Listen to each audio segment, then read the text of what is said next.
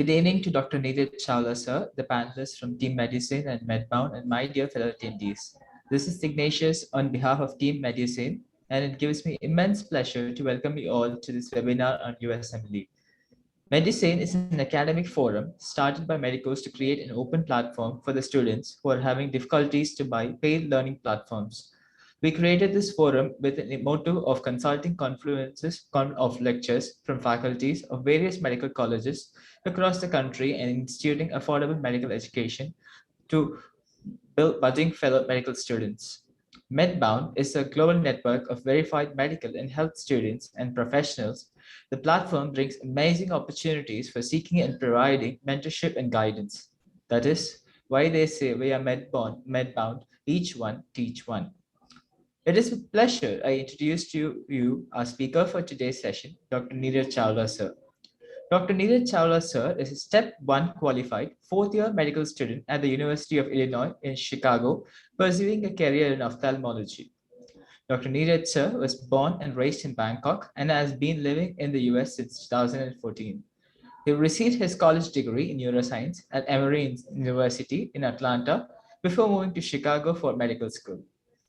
Good evening, sir. Before I hand over the session to Dr. Neeraj, sir, I would request the attendees to fill in the feedback form after the event and sign up with Medbound app to claim the e-certificate. Over to you, sir. Thank you for the great introduction. Not quite a doctor yet. Give me one more year, but I appreciate you guys all for having me. So just a little background, Ignatius, thank you so much.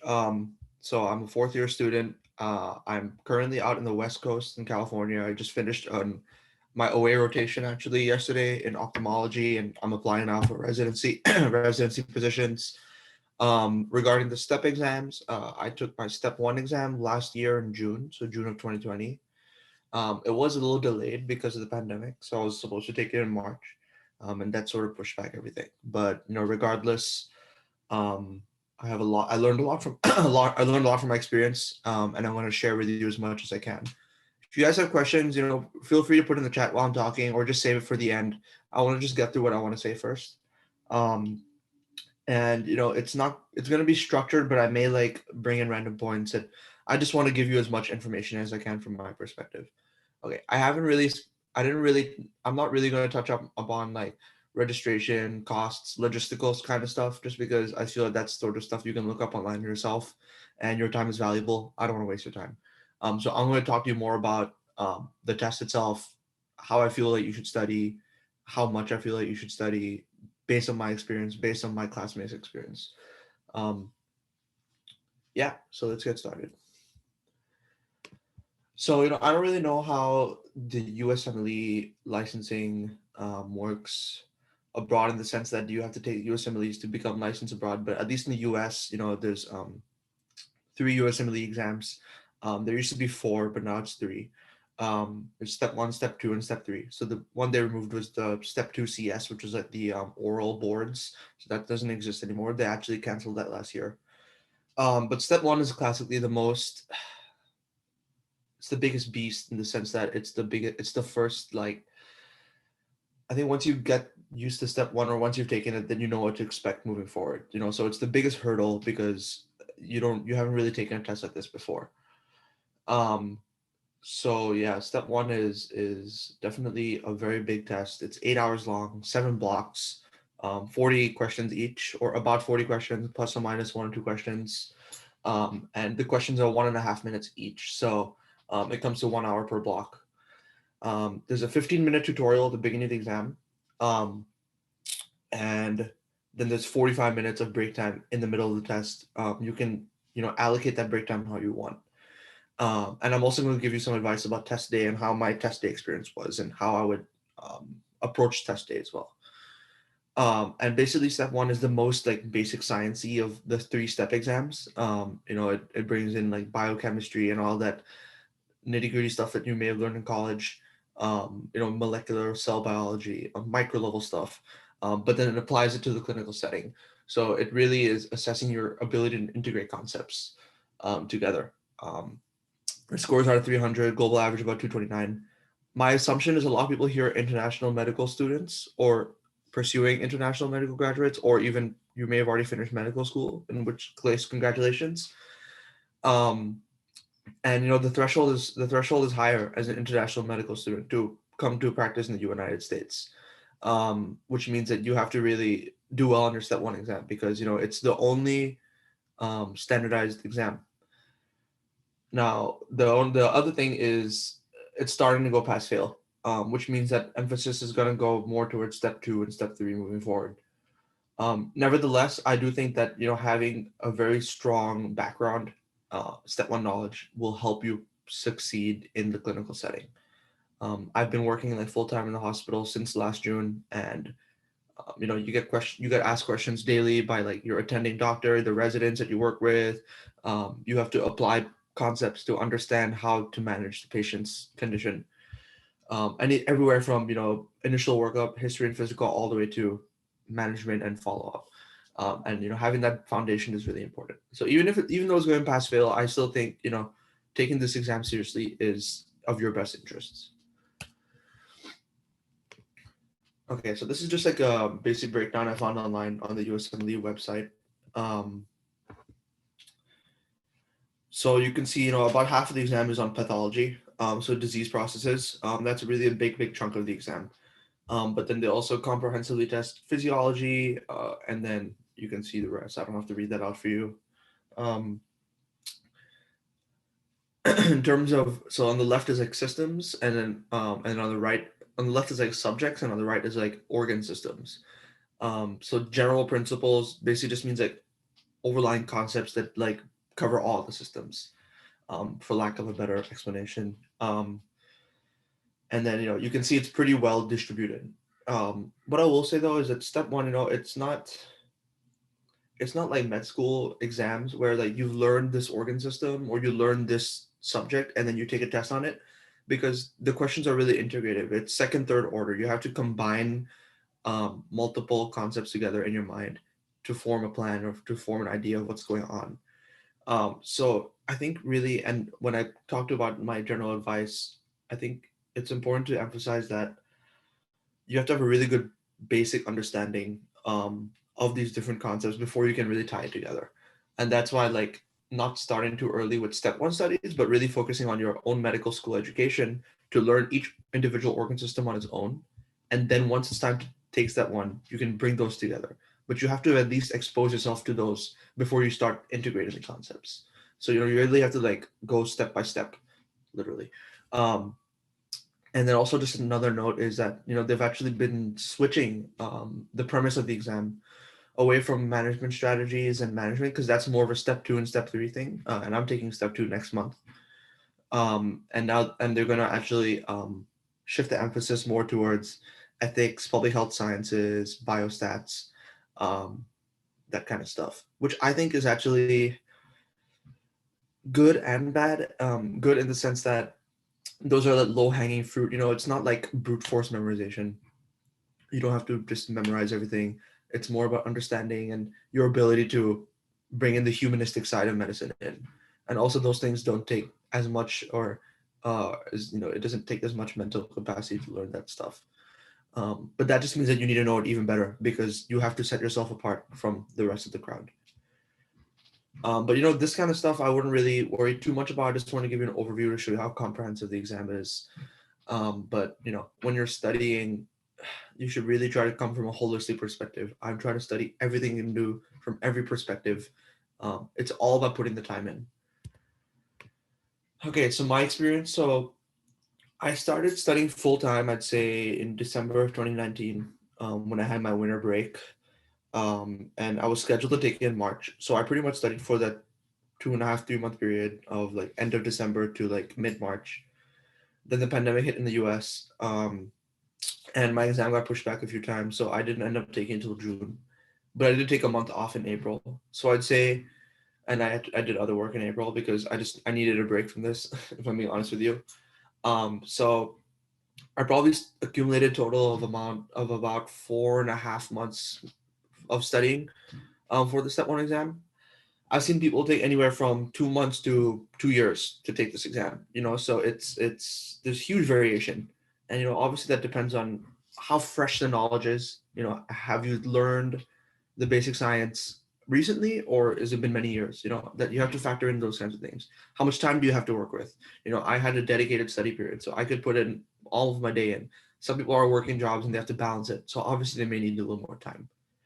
But my general approach was, so I made a really, really stringent, strict schedule for myself. And a lot of people do that. Most people do that and they stick with it. But I personally actually sort of moved away from that as time progressed, because I am not really, I don't do too well with really strict structure like that.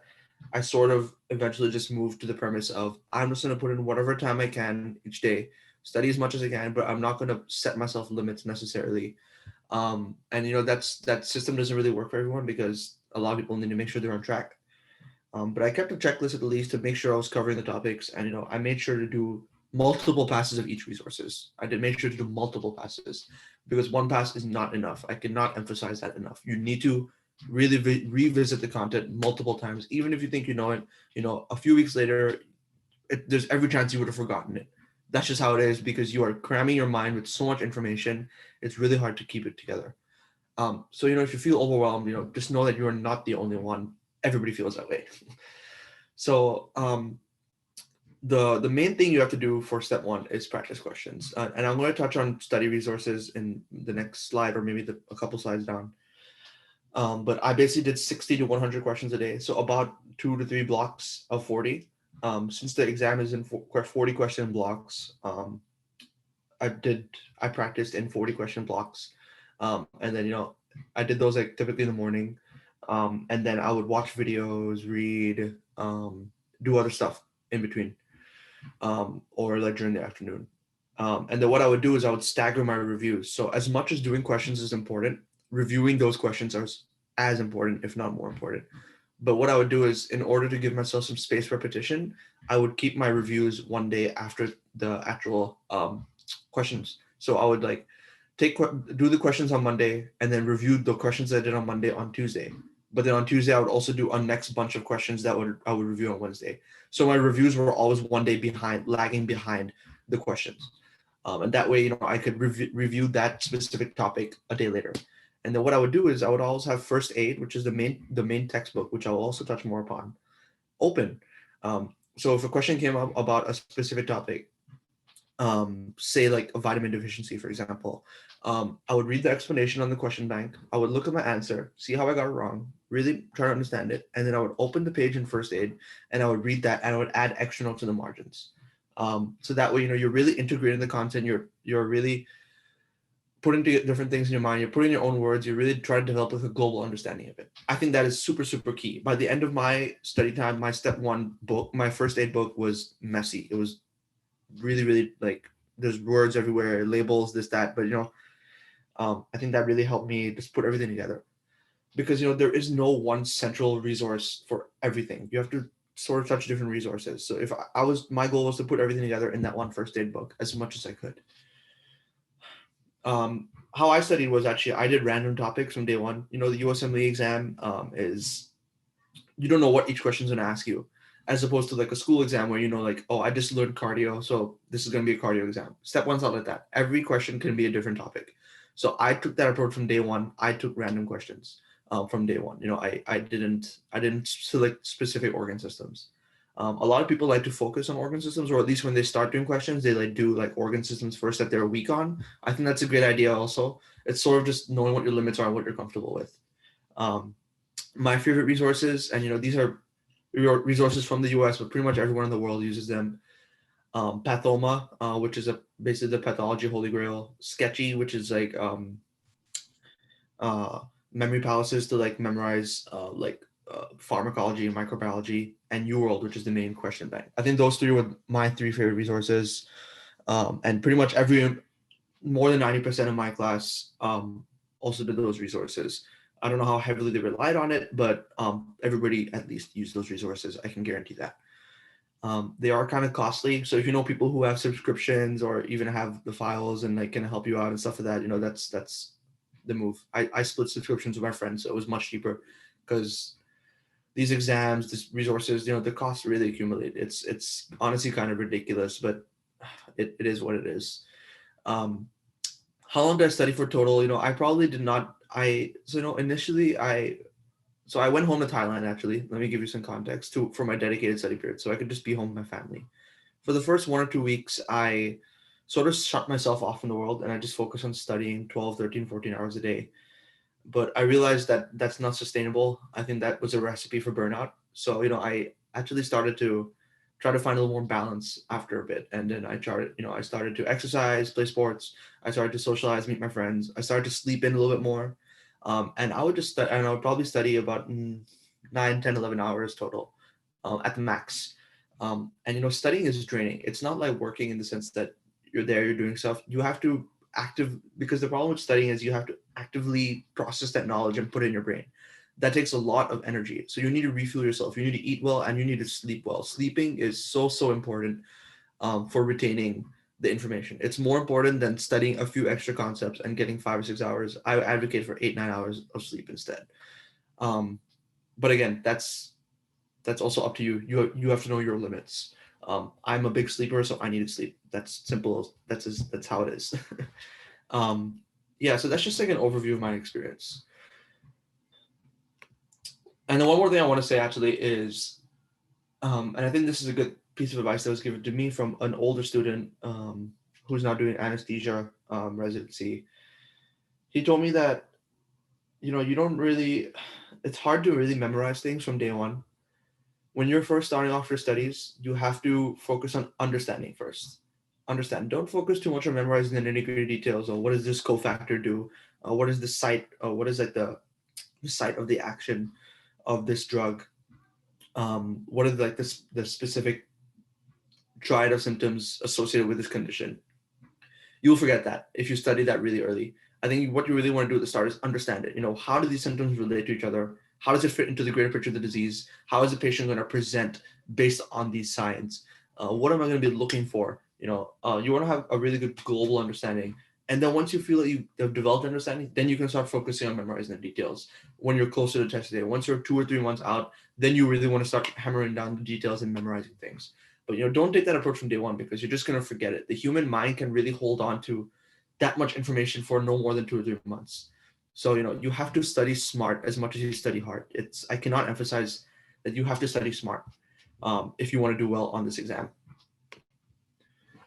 Okay, so a little bit about test day. So, I got into the test center at like 7:30 a.m. And I was pretty much there until 4 or 5 p.m. And there's a 15-minute tutorial at the beginning of the exam.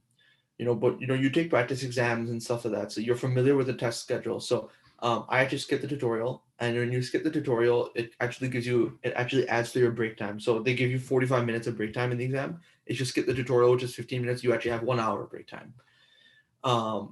And how I did it was it's 7 blocks, and what I did was, so 7 blocks means there's 6 breaks between each block. I took 10-minute breaks between each and every single block. So I really try to keep like it steady. I think that was a great approach for me. I think it worked. You have to be intentional with your breaks. You have to make sure you don't burn out while you're studying for the exam, but you also make sure, most importantly, that you don't burn out during the exam.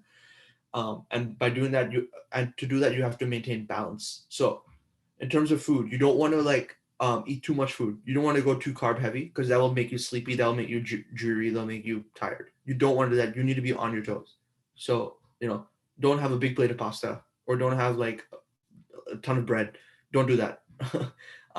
Protein is much better, like dense protein, snacks, stuff like that.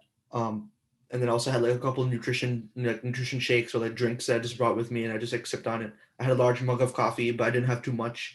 And I drink a lot of coffee, but on the test day I had like 1 cup of coffee on the morning when I was having breakfast. You have to have a big hearty breakfast before you go to the test center. And then during the exam, during my breaks, I'd take a few bites of my snacks. I would just have a couple sips of coffee. I would have a glass of water. Water keeps you awake. I would have like almonds because they call almonds brain food. I would use the bathroom. I would pee, and then I would go back and I would do the same thing over and over again. Every single break, I did that, and I think that really helped me keep me on my toes.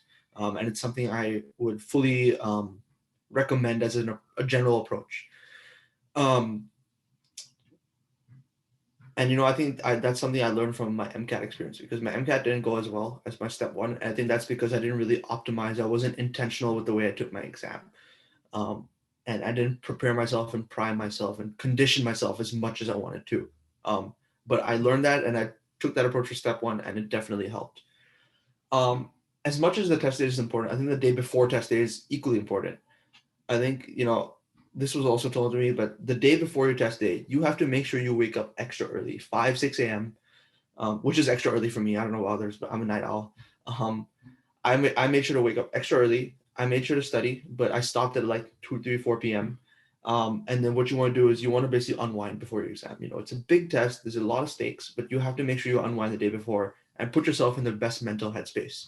I had a few friends that were not in the good mental headspace, and they had to either push the exam back because they just were not confident, or they just didn't do too well. They didn't do it as well as their practice exam just because they were not in that right headspace. So clearing your mind by like exercising, speaking to like your loved ones, just basically distracting yourself and tiring yourself out is great, because what you do when you tire yourself out by working out and waking up early is you'll be able to sleep early that night. And by sleeping early that night, you will be able to get enough sleep such that when test day comes the next day, you will be awake for it. You will be alert and you will do well. This is so important. If you don't, if you're someone who doesn't sleep too much, that's okay. But I think if there's one day where you really, really, really, really have to get your sleep, it's the day before test day. And you have to optimize your chances of getting good sleep, because test day nerves exist and you want to make sure that you're able to fall asleep early the day before. And how do you do that? You do that by waking up early and exerting yourself and really just trying to decompress. Because at that point it's too late. It's too late to really learn new things that's going to really affect your score. So don't study, cram all day until 10, 11 p.m. and then sleep 5, 6 hours. It's not going to work. So resources. First aid I mentioned before. First aid is like a guide and a reference tool. I think everybody should have the most recent copy of first aid. So I started medical school with the first aid 2018, but when 2020 came around, I purchased the first aid 2020. It was like $50, so it's not horrible. And like I said, I had first aid open with me regardless of what other resource I was doing, and I just had it open as I was doing that resource, as I was watching the video, as I was doing the question, just to look at first aid and cross-check the information, add anything I wanted. But first aid for the USMLE is basically the holy grail, because it's a skeleton of everything, of not everything, but of a lot of what you need to know. It's probably the most comprehensive resource in terms of a single book. But the thing is that first aid does not offer explanations. It's just a guideline. It tells you the straight up facts, but doesn't explain the facts necessarily. So that's why you have to have a good understanding to supplement other resources in order to understand what first aid is saying. Because first aid is just going to say this causes this, but it's not going to tell you why. You have to have an understanding of why, so you can integrate that. Because if you just memorize the fact that first aid gives, that's not a sustainable way of studying. You have to make sure that you understand why this causes this. UWorld is the question bank. It's the most important question bank. Everybody does UWorld. The benchmark is you have to do UWorld because you have to expect that everyone else does it. When I took it, it was about 3,500 to 400 questions, I think. And I did almost 2 full passes of UWorld. So I did all of it, and then I restarted it, and I did it all again. And how I did was I slowly tapered it up. So I did like 5 to 10 questions a day when I first started, just to slowly ease myself in. And then I moved it up. And by the time I was in my full dedicated study, I was doing 60 to 100 questions a day. You can do questions in like tutor mode versus test mode. Tutor mode is when you really like don't, when you do like, you get the answer as you take the questions, and there's no time limit. Test mode is like you're timed. So you do like 40 questions over 60 minutes, and then you get your score at the end of it, and you get your answers at the end of it. I did sort of a mix. When I was doing 40 question blocks, I did it in test mode because I wanted to build the endurance and like a feel for how the timing works. But if I was doing like 5 or 10 questions here and there randomly, I would do in tutor mode. I think it's really, if you're 40 question blocks can be intimidating because you have to block out a full hour. So if you're just like chilling, like if you're like just somewhere and you have like 10 or 15 minutes to spare, or you're just like hanging out or something, and you just want to do a few questions, just open it up. UWorld it's an app on the phone. I would just do questions on my phone, for example. And I would just do like 5 questions, just like look at it, learn a few things, and then good, move on. So I think that's what I said where initially where I made a schedule, but I didn't really stick with it, because I realized that you really sort of just have to do as much as you can whenever you have the energy. When you feel like you have the energy and motivation, take advantage of that and do questions. Questions are the most important way to study for step 1. More important than any video, more important than any textbook, more important than any flashcard. its practice questions, because it will help you integrate the knowledge more than any other resource. Um, and then there's other question banks such as Amboss, which I did use for a bit, but I sort of moved away from it because I felt like it was a little bit out of scope, a little bit difficult. USMLE RX I did not use, but I've heard it's good. It's based on first aid, so it helps you memorize first aid. And Kaplan, which I did not use. But if you have to choose one, choose UWorld, hands down. Hands down, choose UWorld. UWorld also comes with 2 practice exams. You want to take both of those. The second practice exam is classically very predictive of how you will do in step 1. For me, it was very predictive, so I took that the week before. And then there's also official NBME practice exams. NBME is like the umbrella organization of the USMLE exam. And it's important to take NBME practice exams because their question style is what you will see on the real test. Simple as that. So you want to familiarize yourself with the question style. I think half of the battle with these questions is trying to figure out what they're asking in the questions. Because once you figure out what they're asking, because they can be intentionally vague, once you understand what they ask, then you can move on from there and figure out how to approach the answer.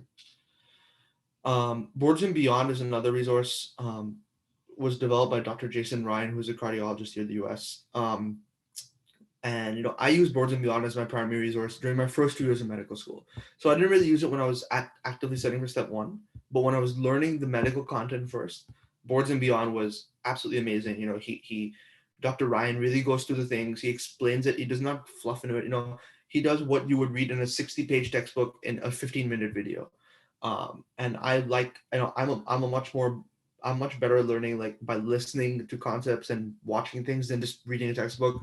I don't really retain really well with the textbook. So, I knew my limits, and I worked with it. Just like you, if you're a better reader, like emphasize more reading. If you're better at just watching and listening to things, do that instead. It's as simple as that. There's no one great recipe for how to study for this exam. You have to know what's best for you. I know you guys have studied plenty by now to know what is best for you. Pathoma is the pathology textbook. It's developed by Dr. Hussein Sattar, who is a pathologist at the University of Chicago. And it's also not too expensive. I think it's like $100. And it also comes with videos online, and he sends you a book. And it's not super comprehensive. Like it doesn't contain every pathological concept, not by any shot. But if you understand pathology, you will do well in the exam. If you understand pathoma and you know pathoma inside out, it's not a thick book at all. If you know it inside out, I can almost guarantee that you will do well in the exam, just because he helps you understand pathology, not memorize. He really dumbs it down, and he really helps you go through it slowly and make sure that you are following him and make sure that you're able to integrate those concepts so that when you have a downstream question that ties in that idea, but it's totally out of scope, you can still apply those basic foundational concepts to answer those questions. Pathoma is amazing for that. I watched Pathoma multiple times. I watched some videos up to 4, 5, 6 times. Same as Sketchy. Sketchy is the memory palaces. So basically what they do is it's basically just a memorization tool, which is most important for microbiology and pharmacology. You have to memorize like 100 plus bacteria, virus, fungi, parasites, how they work, mode of transmission, all that stuff. It's so much information. And you have to be able to compartmentalize the information. So Sketchy helps do that for a lot of people. Same as flashcards. It helps people also, it helps them memorize. I really tried to learn to use flashcards when I started med school because everybody else around me was doing it, but I realized it didn't work for me. So I just did not use flashcards at all. I have not done a single flashcard in medical school since maybe like the first couple of weeks, just because I know it doesn't work for me. But if that works for you, you have to stick with it. You have to stick with the tools that work for you. You have to use whatever is in your favor to really advance your studies. But Sketchy, I think, was an amazing resource for me. It helped me learn microbiology and pharmacology inside out, and it helped me massively in the exam. Sketchy, microbiology and pharmacology are the low-hanging fruit per se, in the sense that it's just like memorization and not really as much understanding. So this is an exception to the rule that you have to understand more than memorize, because it's just a bunch of random information. But if you know it, that works to your advantage, because then you will know the answer. So that is something that's in your control, versus like a really difficult question that asks you to integrate multiple concepts. Most people will probably get those questions wrong. But if you can get those questions right, where you have to memorize things, you will be at an advantage during the exam. And I think Sketchy helped me a lot, and the flashcards help with that a lot as well. Other resources are like osmosis. I think osmosis is like boards and beyond. It helps you develop a basic understanding, but it's not necessarily great for integrating things because it doesn't touch on multiple organ systems in the same video necessarily. Physio is a relatively newer resource that I actually started using on the tail end of my exam, and I actually thought it was really good. It's like a pathoma style, like whiteboard style. Let me talk you through it, but for physiology instead of pathology. So physiology is not your strong suit. Um, you can consider physio as well, and I think most of their videos are free online. I did not pay for physio. And then finally, Golian. Dr. Golian is an author of a really really famous pathology textbook as well, and he has a Spotify series, and where he just talks through topics. So, when I was like working out, for example, or when I was just walking out or like on the train going somewhere, I would just pop in my earphones, open Spotify, and listen to a Golian podcast casually. I wouldn't like pause it every 10 seconds and make sure I memorize what he said. I would just listen and just understand what he was saying. You cannot focus all of your time on memorizing things, even when it is coming towards the tail end, because you want to revisit concepts that you studied weeks ago or months ago. And Goyan really helped me do that because he just spoke at me and I just listened. I was just listening and just trying to make sure I understood what he was saying. Okay, so now I'm just going to delve into some of the topics really briefly that I think and just some stuff that you should know about them, just some context. So anatomy, typically lower yield. Actually, there's not too much anatomy in the step one exam. It's more important to really know the clinically relevant anatomy. So you want to know about specific disease processes. You want to know about like your dermatomes, your reflexes. So, you want to know like your patellar reflex is L4. You want to know that your Achilles tendon reflex is S1. Your biceps reflex is C5, triceps C7, stuff like that. You want to know your dermatome. So like your belly button is T10. So how I remember that was belly button, for example. Mnemonics. I use so many mnemonics. I'm a big mnemonic person. Memory hooks are huge for me. Um, but again, that's because I knew how I studied. For some people, that doesn't work, and that's totally reasonable. Um, you know about the major neurologic supply and blood vessel supply to different organs, like the brain and the circle of Willis, for example, or the heart and the major arteries of the heart, and how what the indications are for like stenting versus going straight to bypass surgery. So if you have like three vessel disease in the heart, or if you have occlusion of your LAD, your left anterior descending, that's when you would proceed with heart surgery rather than stenting, for example. You want to know major landmarks. You want to know traumatic injuries. You want to know procedures. So, like, where do you go in for a thoracotomy, for example, between which ribs? Where do you auscultate for heart sounds? Even basic stuff like that. People neglect to study that, but those things do come up. They do come up because, as tough as some of the questions are, they will always sneak in some questions that you should just know immediately, and that's just like depending on the fact if you like reviewed that one concept, even if it was months ago. This is a test of recognition, not recall, because it's a multiple choice question style. So you don't have to memorize the answer as much as you just to be able to recognize the association.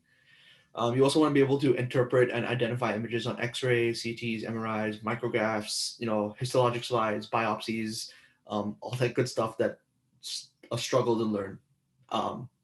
But you have to really you don't have to know everything, but you just know the main pathologies, like knowing what a pneumothorax looks like, knowing what a tumor looks like, knowing what lymphadenopathy looks like on an X-ray in the chest to identify sarcoidosis, things like that. Really, really commonly tested concepts. Knowing the different types of brain tumors, like a glioblastoma, which it can look like a butterfly when it like crosses the midline, and then knowing that what like a pituitary tumor looks like, but you also need to know where the pituitary is located, right in the pituitary fossa, right behind the eye, et cetera, et cetera. Yeah, so that's anatomy. But typically it's not as high yield. You don't have to strictly learn anatomy. I think UWorld really covers the anatomy that you need to know well. You don't need to do too much beyond UWorld and like first aid for anatomy.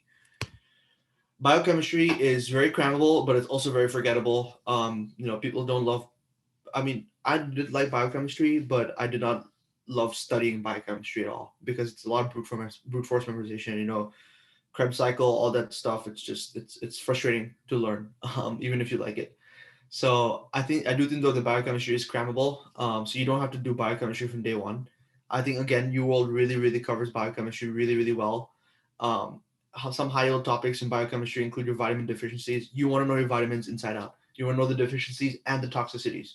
I remember Dr. Golian, his Spotify podcast, he has one vitamin podcast that's really, really, really good. You want to know key genetic diseases, right? You want to know that your trinucleotide repeat disorders and those kinds of genetic deficiencies. And you want to know like the main clinical vignettes. So, you know, what does a patient presenting with Down syndrome look like versus a patient with um, Fragile X syndrome or Klinefelter syndrome or Turner syndrome. You want to know the main symptoms for each of these things. It should be in the back of your mind at all times.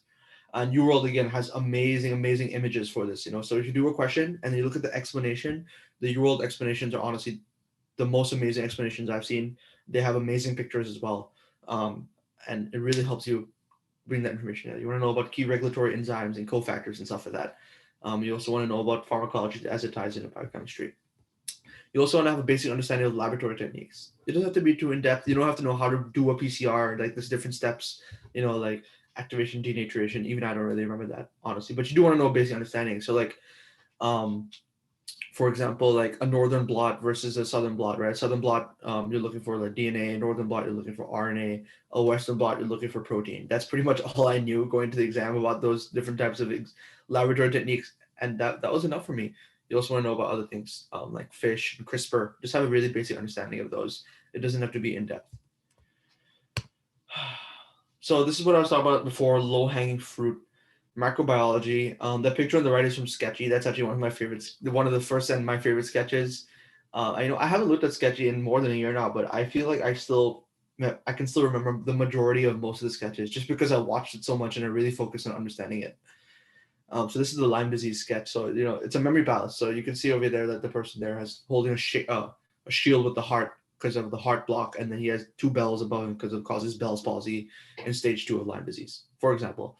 So you know it's memory palace. It's tying in memory hooks. Um, and these are low hanging fruit because these are just things you have to memorize. Microbiology, you want to know about the distinguishing characteristics of each microbe, how it spreads, what organs it targets, what are the symptoms, what are the presenting symptoms, what is the diagnostic workup maybe, and related pharmacology. And then in terms of pharmacology, you want to know about the mechanism of action of multiple drugs. So, you know, for Lyme disease, which is the picture I see here, it's caused by Borrelia burgdorferi, which is endemic to the northeastern United States. Ticks, right? Tick causes. There's 3 stages, and you can use doxycycline and ceftriaxone as the mainstay drugs for it. But then you also have to know how does doxycycline or the other tetracyclines and how does ceftriaxone and your other cephalosporins, how do they work? What other microbes can they be used for? What are the clinical uses? What are their side effects and toxicities? What are the indications and contraindications? What are the interactions with other drugs? You know, you want to know, and then you have to learn about like the CYP enzyme systems and see like do they inhibit or activate these enzymes, and how will that impact the drugs that the patient is taking that's not related to their current infection. You know, it's really integrated, like I said earlier. But the major categories of pharmacology are like autonomic nervous system. So really know your sympathomimetic and your parasympathomimetic and the antagonist for those drugs really, really well. If there's any pharmacology group you have to know really well, it's your autonomic nervous system drugs. So you get alpha 1, alpha 2, beta 1, beta 2 blockers and stuff like that, and your cholinergics and all that good stuff. Central nervous system drugs and psychiatry drugs are pretty big. But those also tie into the autonomic nervous system drugs, but you also want to know about like SSRIs and like psychiatry drugs and stuff like that. Antimicrobials, I already spoke about that. Cardiovascular and renal are probably the most heavily tested specific organ system drugs. So things like diuretics and antihypertensives and stuff like that. Really, really important to know. Heart failure drugs. Yeah. And then also oncology and immunosuppressive drugs and, you know, cancer drugs, stuff like that. A lot of information, a lot to memorize. That's why you have to do the spaced repetition for that, whether that's like watching sketchy videos and revisiting that, whether that's doing flashcards, whether that's doing a combination, whether that's looking at first aid. You have to really do as many things as you can and just look at it as much as you can. Spaced repetition, spaced repetition, spaced repetition. Biostats, public health sciences, and ethics. Again, UWorld does cover those, and first aid has a chapter on that. I actually reviewed that chapter the day before my test, and I thought that was to be immensely useful because they had like a lot of ethical scenarios. And I think 2 or 3 of those actually came up with my exam as well. So it was a great idea for me to do that. And also as a side note, on the day before my exam, I also looked through the rapid review section in first aid. At the end of it, it's like 20 pages of just like classic symptoms for each disease. I made sure I memorized that, and again, that really, really helped me as well. Pathology, I already spoke about pathology. It's the most important. It's more than 50% of your exam. Pathology, pathoma is the move for pathology. I think you may not love pathoma. I loved it though. Most people do, and I think you should give it a try. It's really, really worth it. Because he really walks you through the concepts, and he doesn't assume that you have a strong foundation. He builds it from the very bottom, and that's very, very refreshing, because I'm sure in medical education you guys know that a lot of professors and stuff will expect that you already know a bunch of things that you don't know, and that's not fair on you, because the point of medical school is to learn these things. So Pathoma really does a good job of teaching you from the very, very beginning. You want to know the hallmark characteristics. The rapid review section in first aid really, really goes through those, like just the main symptoms of each disease, which is what I said I reviewed on the day before my exam. USMLE is not really giving buzzwords as much anymore. So they're not saying like pigeon droppings for cryptococcus. So they're not really saying current jelly sputum for Klebsiella, for example, because people are figuring it out and they're making it hard. The sad reality of the test is that it's getting harder. But it's still good to know those buzzwords, because you can use that as a way to prime yourself to remember the rest of the disease.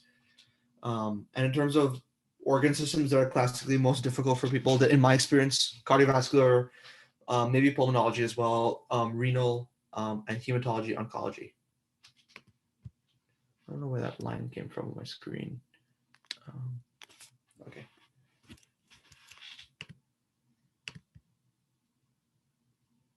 Okay, I think someone drew over my screen. Okay, we're almost done. Sorry, I'm babbling. Okay, so here's my advice. Okay, let's just ignore that streak across my screen. So I just have I have a lot of advice, and if you guys want, I can send you these slides afterwards. Just let me know when we're done. I don't know if you've been typing questions, but I'm not able to see it since I'm sharing my screen, but I will stop sharing it when we're done here.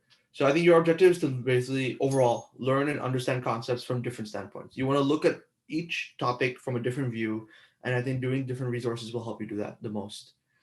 And remember, you want to first focus on understanding before you move on to memorizing. Expose yourself to the content as much as you can. It's really, really good advice to really know a few resources, 3 or 4 resources really well, than exposing yourself to like 7, 8, 9, 10 resources and not really knowing them well. You want to make sure that you know a few things really, really well, because then you can apply those concepts to seemingly unrelated questions. But I think regardless, you have to do first aid and you have to do UWorld. Those 2 you just have to do, because they are the most comprehensive resources. And the more practice questions you do, the better. Questions are it's the single best way of studying is question banks. USMLE questions are integrative, right? They're third order. You don't want to start too early. You don't want to start years in advance, but if you do decide to start like many months in advance, make sure you've already covered those disciplines in your medical school and whatever, and then so you can actually familiarize yourself. At the same time, what I will say is when I was studying for step 1, I learned a lot of new things that I never learned during my first years in medical school. And I think that's because you never really had the greater context and you didn't understand the other organ systems well to integrate those yet. But when you're doing USMLE and UWorld questions, you will realize that you learn a lot doing it. So don't feel overwhelmed like, oh my God, I don't know anything because this is all new to me. Don't worry. I felt that way too throughout my studies. But I try to use that as an opportunity to challenge what I knew and to build on my understanding. I think tapering up the hours is important. You don't want to go from I'm studying 0 hours a day to 10 hours a day, 7 days a week. I think you should slowly build it up, slowly build your endurance and condition yourself to the exam. And personally, I always took like Sundays off or like Sunday after 2 p.m. off. I think that was a great move for me.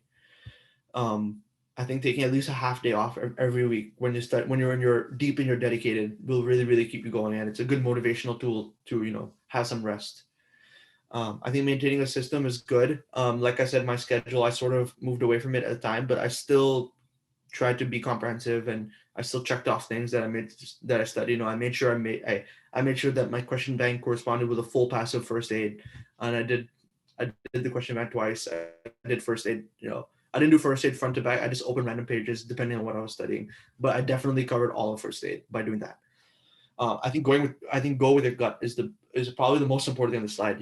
Know what works for you in terms of studying and stick with that. Don't try to study the way others do.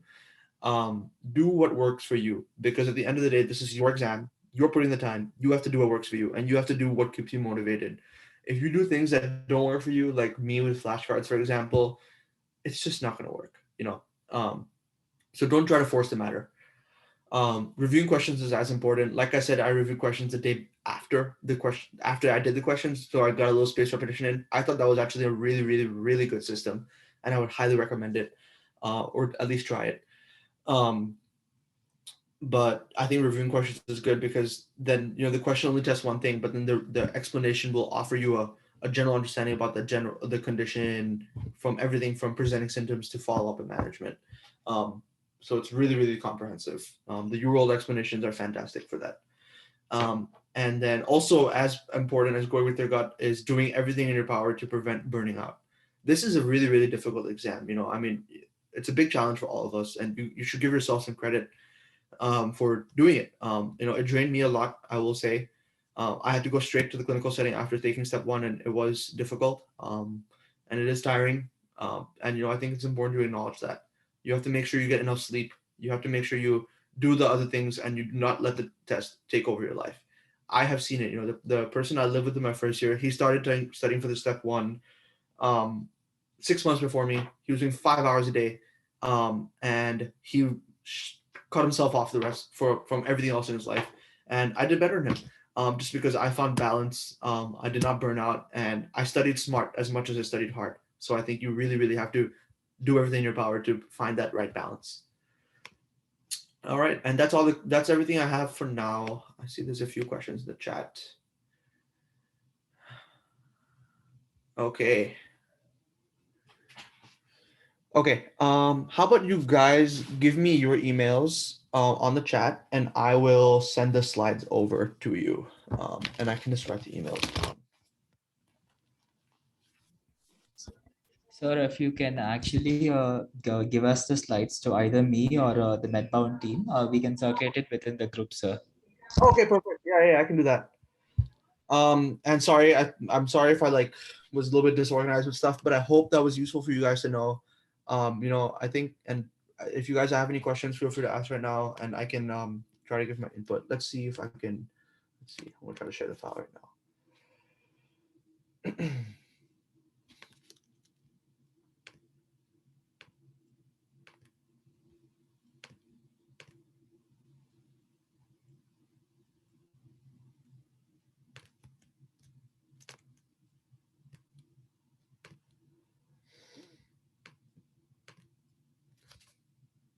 Yeah, sure. I will tell you about CVs and research. Just give me 1 second. I'm being slow right now. I'm trying to figure out how to upload this. No, that's not it.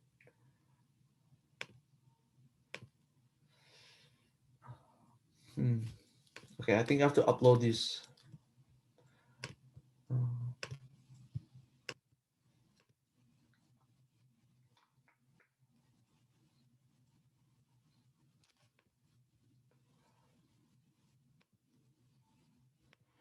Ignatius, could I actually send you the slides through your email, and then you can distribute it to the rest of the people? Does that Yes. work? Yeah. Yes, sure. Yeah. Okay. Just give me your email details after we're done here, and then I'll send it to you, and you can distribute it to the rest of to everyone else. Okay. Yes, sir. Sure. Okay. Sweet. Okay. Let's see. Let's go through these questions. All right. So one question, can you give some tips on research and building CV, especially for competitive specialties? Yeah. As an international medical student, research is key. They say that research is not mandatory, but I think it is, especially as an international student. I've done a lot of research as well myself. I think the best way to do research is to find physicians who already have a system in place. So people who are already actively doing research, and then you can sort of jump on board and trying to find ways to help them. So how do you do that? I think, whatever institution you're at, or whatever institution you may have been to, just going online and seeing what those people do for research. Often they have that, or you can just go to the lab building or whatever, and see if there's posters around, and just seeing if there's any particular research topics that interest you. And then reaching out to those people, email a bunch of people. When I was in college, I reached out to 30, 40 people in my major department. in my neuroscience department, and I basically said, I read your research about this. It's really interesting. I would love to contribute, and I would love to talk about it. I reached out to so many people. I only heard back from like 2 or 3, and I eventually ended up working in a lab with one person. But you have to put your foot in the door. You have to be proactive. So I think doing research, the best way to do it is to find MDs, PhDs, ideally MDs who are already actively doing clinical research, reaching out to them and seeing how may I contribute to your projects. Tell them what you're comfortable doing. I think if you want to really maximize publications, um, I think moving away from basic science and more towards clinical research is a better idea, because basic science research, it's really good for building the skill set and the understanding of how a research project works from start to end. But it takes years to get a publication from basic science, because you have to apply for grant and funding. You have to, collect your data. If it's like mouse studies, you have to like do the mouse studies and all that stuff. Whereas clinical science research, a lot of these physicians already have data, and you're just like focusing on like doing basic statistical analyses, and you can get an abstract or a publication out of that. So try to find people who are already actively publishing in journals and stuff like that, and reach out to them and see how you may be able to help. I think that's how I got my foot in the door for research. Um, and one of the research people that I've actually worked with during medical school, he's in like the ophthalmology lab here at my school, and I actually met him by I was just in the research building at my school, and I was just like walking around with my friends, and he just like and I just met him randomly, and we just started talking, and we realized that what he was doing like lined up with my interests. So I followed up with him the next day. I emailed him and I told him, I would love to come meet you and discuss what you do for research and see if there's any possible role for me to contribute. In terms of other things for building your CV, I think you don't have to do research that's specific for the field that you're interested in, but you should have some, I would say, especially for competitive specialties. Like I'm applying to ophthalmology. It's super, super niche. It's a really, really focused field. So they want to see that you have ophthalmology research. But again, it's good to have other stuff too. I'm also doing research in like primary care, for example.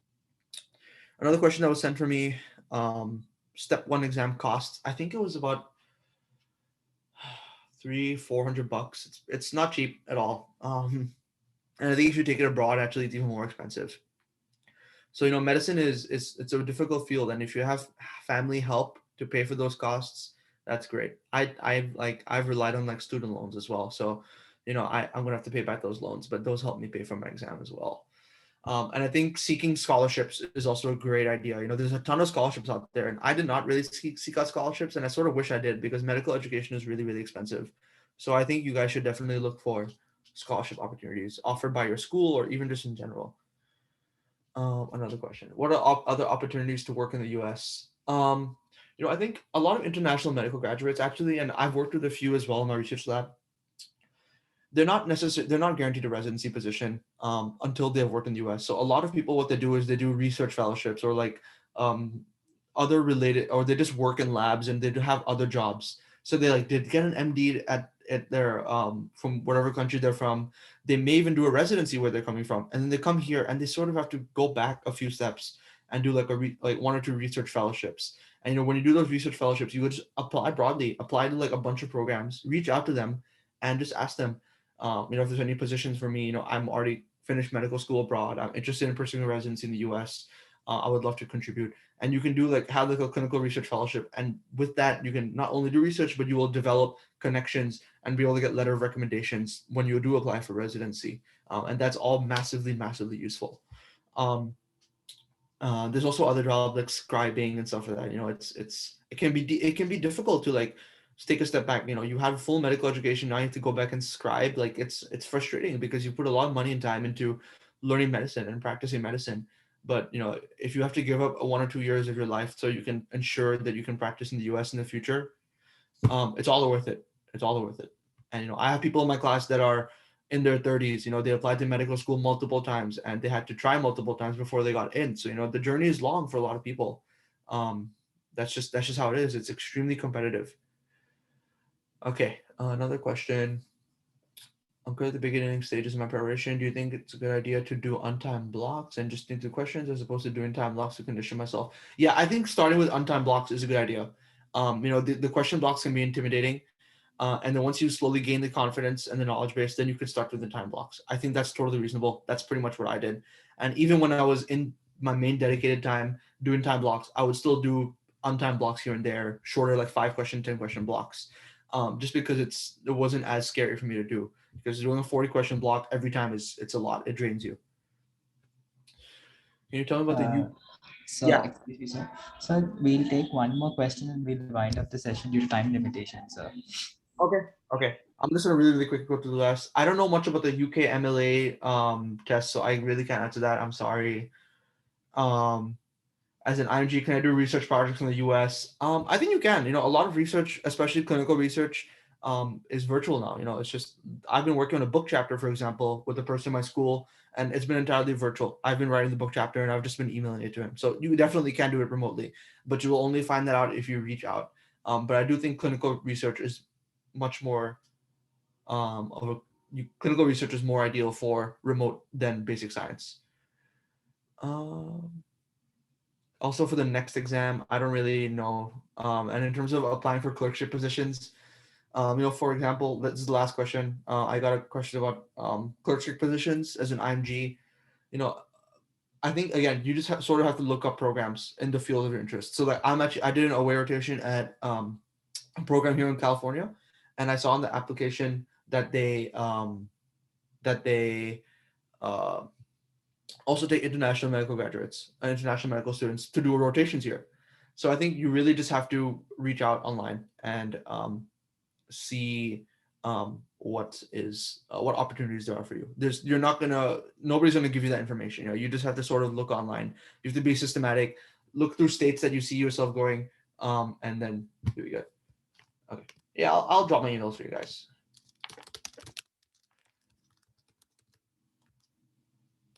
All right, there's my email. Okay, sorry, we went a little bit over time. I hope that was useful for you all. I'll make sure I'll email the slides to Ignatius and he can distribute it to the rest of you as well. Okay. Sure, sir. Yeah. Suggesting some websites I provide.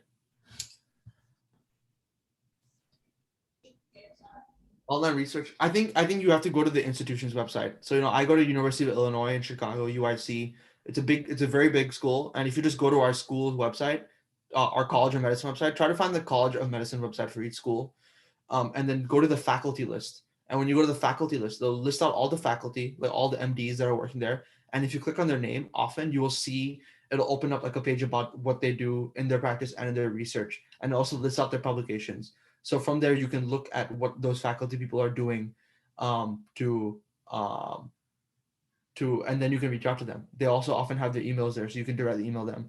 Alternatively, you could also like look up the school and see what fellowships and opportunities and job positions they have available. So you can go two routes. You can email directly the faculty, or you can go through the school and see if there's any applications that they have. So for my example, I just searched away rotations in San Francisco, which is where I am right now, in Northern California, and then I found the application on their website for an away rotation, and I filled out the application form and I emailed it over. It was as simple as that.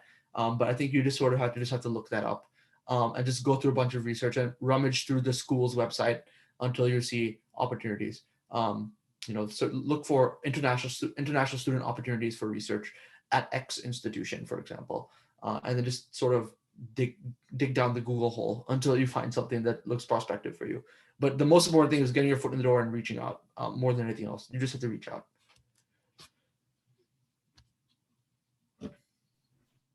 So shall we wind up the session? Yeah, sounds good to me. If nobody has any questions, I can talk for a few more minutes if people want to hang around. But I understand that if you're busy, feel free to head out. No problem at all. It's 7:30 a.m. here, so I'm up now. Yes. Yeah. Thank you, sir, for giving us a detailed insight about how to approach the USMLE exams. You're welcome. Yeah, absolutely. I'm happy to help. Thank you all for having me. And don't call me sir. I'm not sir. My name is Neeraj. Yes, sure. Dear attendee, I would like to express my sincere gratitude to Dr. Neeraj sir for sparing his valuable time today. It's been really great pleasure having you with us today.